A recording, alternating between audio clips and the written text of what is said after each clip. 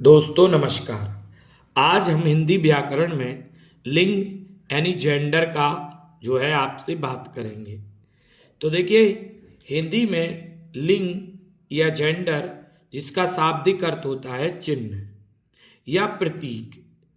जिस चिन्ह या प्रतीक से ये समझा जाए कि वो पुरुष जाति का है या स्त्री जाति का। तो हिंदी में लिंग की संख्या 2 है। कितने हैं? 2। जबकि संस्कृत में लिंग 3 है। हिंदी में 2 कौन से हैं? एक पुंलिंग और एक स्त्रीलिंग। पुंलिंग क्या होता है? जो शब्द पुरुष जाति का बोध कराते हैं या कराएं उन्हें हम पुंलिंग कहते हैं। अर्थात मेल का बोध कराएं, आदमी का बोध कराएं तो वो पुंलिंग है। और जो शब्द स्त्री जाति का बोध कराते हैं तो उन्हें हम क्या कहते हैं? स्त्रीलिंग कहते हैं। ठीक, तो पुंलिंग और स्त्रीलिंग आप समझ गए होंगे। और लिंग का जो शाब्दिक अर्थ है वो है चिन्ह।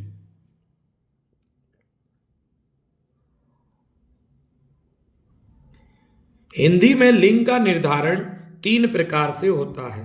यानी लिंग की पहचान हम कितने प्रकार से करते हैं? 3। कौन कौन सा? रूप के आधार पर, दूसरा प्रयोग के आधार पर और तीसरा अर्थ के आधार पर। तो पहला है रूप के आधार पर। इसका मतलब है कि शब्द की व्याकरणिक बनावट कैसी है, यानी उसका रूप कैसा है, स्त्री जाति का है या पुरुष जाति की तरह है।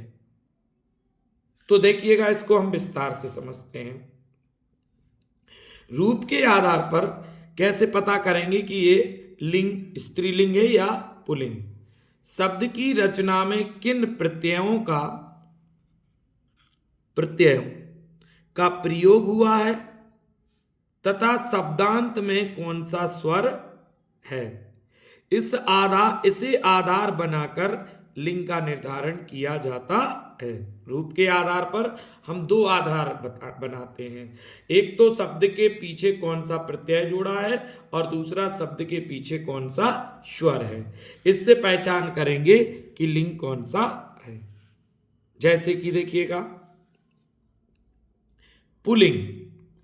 पुल्लिंग में आप देखिएगा, पहले तो अकारांत। अकारांत वो शब्द होते हैं जिनके पीछे छोटा आ होता है, उनको अकारांत कहते हैं।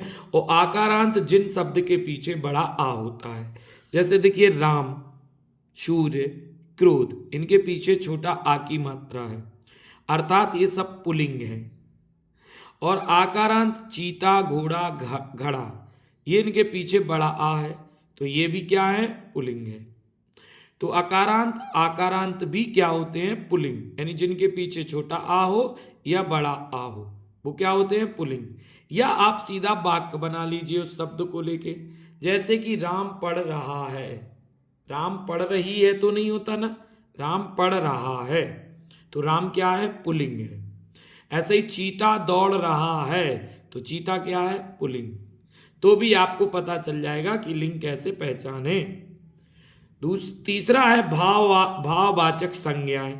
यानी भाववाचक संज्ञा हमने बताई थी आपको पिछली वीडियो में कि क्या होती हैं। तो जिनके पीछे त्वा, वा, या आदि शब्द जुड़ जाते हैं वो भाववाचक संज्ञा बनती हैं। और भाववाचक जो होती है वो क्या होते हैं? पुल्लिंग होते हैं। जैसे कि गुरु का गुरुत्व, ये शब्द पुल्लिंग है। गौरव, ये भी पुल्लिंग है। और शौर्य, ये भी पुल्लिंग है। तो भाववाचक संज्ञा क्या होती है? पुल्लिंग होती है। अगला, जिन शब्दों के अंत में पा, पन, आओ, आवा, खाना आदि लगा होता है वो आपके पुल्लिंग होते हैं। जैसे बुढ़ापा। अब देखिए, बुढ़ापा मेल का भी आ सकता, फीमेल का भी, लेकिन आपा जुड़ गया ना तो आप याद रखिएगा क्या है? ये पुल्लिंग है। मोटापा, बचपन, घुमाव, भुलावा, पागल खाना। तो ये आओ, आवा, खाना, पापन आदि शब्द जुड़ जाएं तो समझ जाइएगा कि वो शब्द क्या है? पुल्लिंग है। अगला स्त्रीलिंग, वही रूप के आधार पर। तो देखिए, इसमें आकारांत यानी बड़ा आ जो पीछे हो तो वो अधिकतर आपके स्त्रीलिंग होते हैं। लता, रमा, ममता।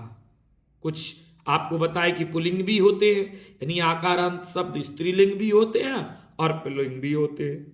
इकारांत यानी जिनके पीछे छुटी ई की मात्रा हो, तो जैसे रीति, तिथि, हानि, इनमें देखिए छुटी ई की मात्रा लगी यानी स्त्रीलिंग है। लेकिन अपवाद भी है, कवि, कपि, रवि, इनमें भी छुटी ई की मात्रा है, लेकिन ये क्या है, पुल्लिंग है। तो ध्यान से देखना है आपको।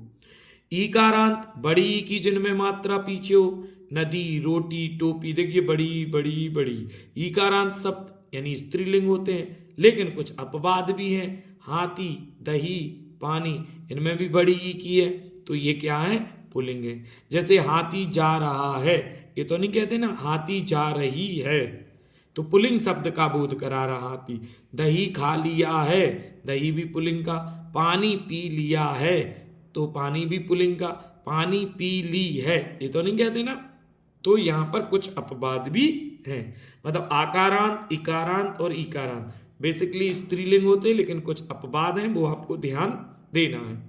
और सुनिए, जब आई, या, आवट, आहट, ता, ईमा प्रत्यय किसी शब्द के पीछे लगाएं तो भी वो क्या हो जाते हैं, स्त्रीलिंग हो जाते हैं। जैसे लिखाई, आई जुड़ गया, डिबिया, या जुड़ गया, मिलावट, आवट जुड़ गया, घबराहट, आहट जुड़ गया, सुंदरता, ता जुड़ गया, महिमा, इमा जुड़ गया। तो ये शब्द क्या हो गए दोस्तों, स्त्रीलिंग हो गए। तो ये थे रूप के आधार पर या शब्द की व्याकरणिक बनावट के आधार पर लिंग की पहचान। दूसरा है प्रयोग के आधार पर लिंग की पहचान। तो देखिए, प्रयोग के आधार पर संज्ञा शब्द के साथ प्रयुक्त विशेषण, कारक एवं क्रिया को आधार बना के लिंग की पहचान करते हैं। संज्ञा शब्द के साथ विशेषण की, कारक की और क्रिया को आधार बनाकर हम लिंग की पहचान करते हैं। जैसे कुछ एग्जाम्पल देखिए, अच्छा लड़का, तो विशेषण है ये, लड़का पुल्लिंग शब्द है।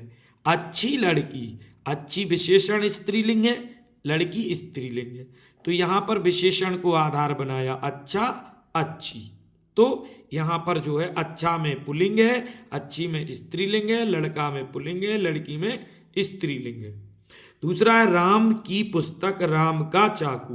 तो देखिए, की स्त्री का बोध करा रहा है, इसलिए पुस्तक में क्या हो जाएगा दोस्तों, स्त्रीलिंग। और राम का चाकू, का शब्द पुल्लिंग का बोध करा रहा है, तो चाकू में क्या हो जाएगा दोस्तों, पुल्लिंग हो जाएगा। तो यहां पर हमने कारक को बेस बनाया है।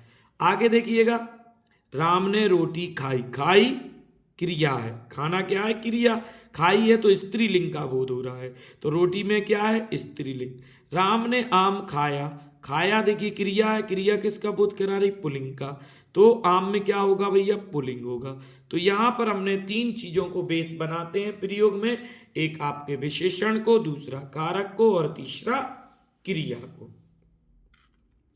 और तीसरा हमारा है लिंग की पहचान जो है वो है अर्थ के आधार पर। यानी कुछ शब्द अर्थ की दृष्टि से तो समान होते हैं, लेकिन लिंग की दृष्टि से भिन्न होते हैं। अर्थ तो दोनों का एक ही है, लेकिन लिंग यानी चिन्ह बदला हुआ होता है। जैसे देखिए, कवि, पुरुष को कवि कहते, पुरुष यानी जो कविताएं लिखता पुरुष वो कवि, और कवयित्री जो स्त्री कविताएं लिखे उसे कवित्री।